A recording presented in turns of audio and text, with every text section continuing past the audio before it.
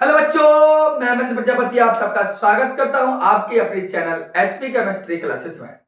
बच्चों, जैसा कि आप व्हाइट बोर्ड पर देखते हैं, ये क्लास 11th का लेक्चर है जिसमें केवल हम आपसे बात करेंगे law of conservation of mass, द्रव्यमान संरक्षण के नियम पर।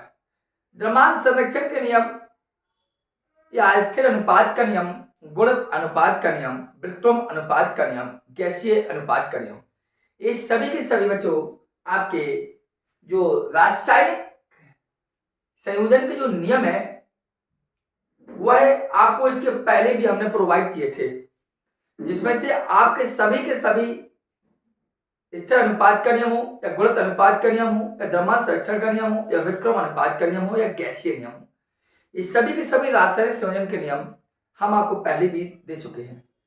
अब हम क्रम बाई क्रम करके एक बार फिर आपसे अच्छे से बात करना चाहते हैं, क्योंकि ये नियम आपको अनिवार्य है बनना जानना। ठीक है, आइए law of conservation of mass के बारे में बात करें। तो जैसा कि आप देखते हैं, दो साइंटिस्टों के यहाँ नेम लिखे हैं, लोमोनोसोव और लेवासी। लेवासी के बारे में आप अच्छे से जानते होंगे। लेवासी के बारे में आप अच्छे से जानते होंगे, इसे फादर ऑफ केमिस्ट्री कहा जाता है, रसायन विज्ञान के इनको जनक माना जाता है। तो लोमोनोसोव और बोले तो लेवासी ने 1774 ईस्वी में law of conservation of mass नियम का प्रतिपादन किया था। ठीक है, इनका कहना क्या था, ये बताना क्या चाहते थे द्रव्यमान संरक्षण के बारे में। द्रव्यमान संरक्षण के बारे में ये क्या बताना चाहते थे और इनके बारे में क्या जानकारी है। तो बताना ये चाहते थे ये कि द्रव्य जो होगा, कोई भी रासायनिक अभिक्रिया होगी, किसी भी रासायनिक अभिक्रिया में इनका कहना था कि कोई भी केमिकल रिएक्शन हो, उस रासायनिक अभिक्रिया में जितना अभिकारक होता है उतना ही उत्पाद होता है, जितना अभिकारक होता है उतना ही उत्पाद होता है।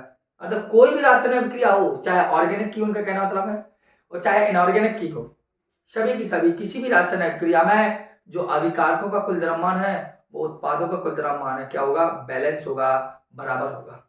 मतलब किसी रासायनिक अभिक्रिया में द्रव्य ना तो उत्पन्न किया जा सकता है और द्रव्य ना तो नष्ट किया जा सकता है।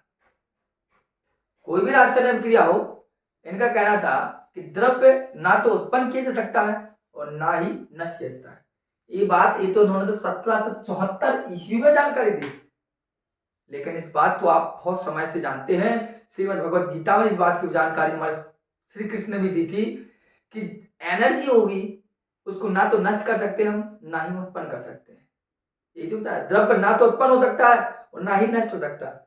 यही श्रीमद् भगवत गीता में भी लिखा है कि ऊर्जा ना तो उत्पन्न होती है ना ही नष्ट होती है। अर्थात आत्मा को नैनम सिद्धांति दहति पावका शस्त्राणी, मतलब इस प्रकार का जो श्लोक लिखा है उसमें भी जानकारी दी है। यही law of conservation of mass के अकॉर्डिंग है कि आत्मा को ना तो नष्ट किया जाता है, ना ही उत्पन्न किया जाता है, ना पानी जला सका, आग जला सकती है, पानी सुखा सकता है, इस टाइप की चीजें वही law of conservation of mass में भी आपको जानकारी दी कि कोई भी रासायनिक अभिक्रिया, देखे मेरी बात को जानना, किसी रासायनिक अभिक्रिया में, किसी रासायनिक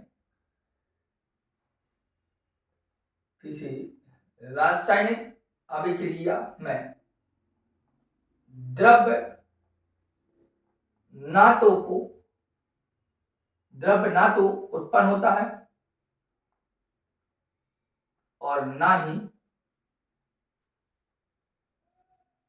नष्ट होता है।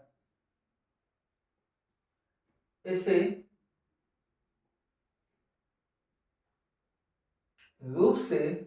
एक रूप से दूसरे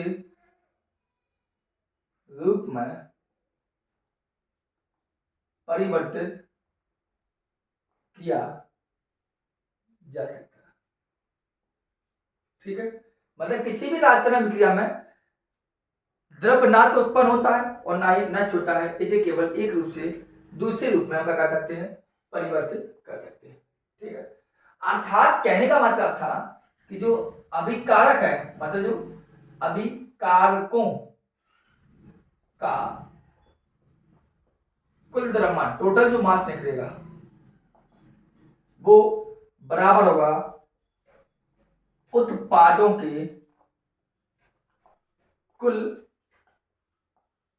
द्रव्यमान के।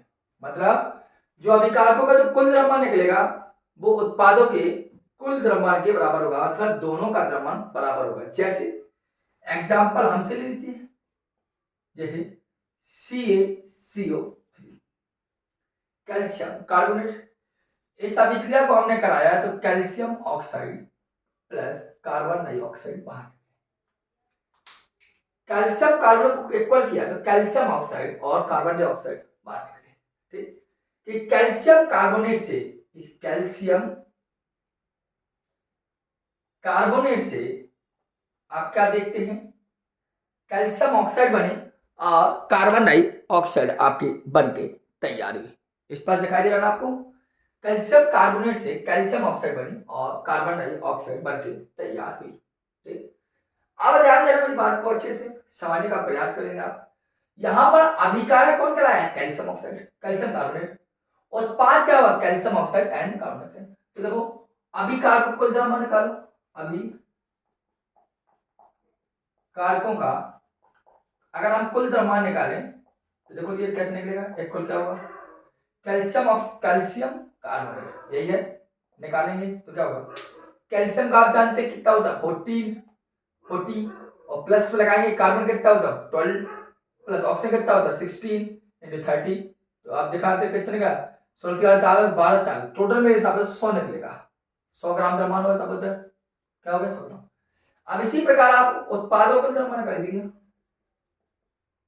उत्पादों का कुल द्रव्यमान, यदि दोनों बराबर आ गए तो समझ जाना उत्पाद बराबर है, मतलब द्रव्यमान संरक्षण नियम सही है। क्या क्या है, calcium oxide and carbon dioxide, क्या होगा कैल्शियम का 40 ऑक्सीजन कितना 16, फिर बीच प्लस लगा कार्बन 12 प्लस ऑक्सीजन 16 बना दो, इससे करेंगे तो इससे करने का 100 ग्राम। आप कैसे उधर कर लीजिए, अर्थात जो रिजल्ट इक्वल टू प्रोडक्ट बराबर है, इसका मतलब है द्रव्यमान संरक्षण का नियम तुरंत है।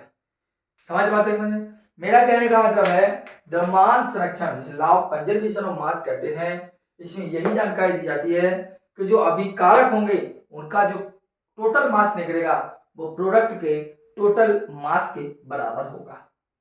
ठीक है, तो ये आपके लिए द्रव्यमान संरक्षण का नियम जो आपने समझा होगा बेहतर तरीके से, जो यहाँ होगा वही यहाँ होगा, बराबर मात्रा होगी सबकी, बराबर निकलेगा। ये लेवासी दिया था कि द्रव्य ना तो उत्पन्न होता है ना ही नष्ट होता है। ठीक बच्चों, इसको आप लिख लीजिए, फिर मिलते हैं आपसे, धन्यवाद।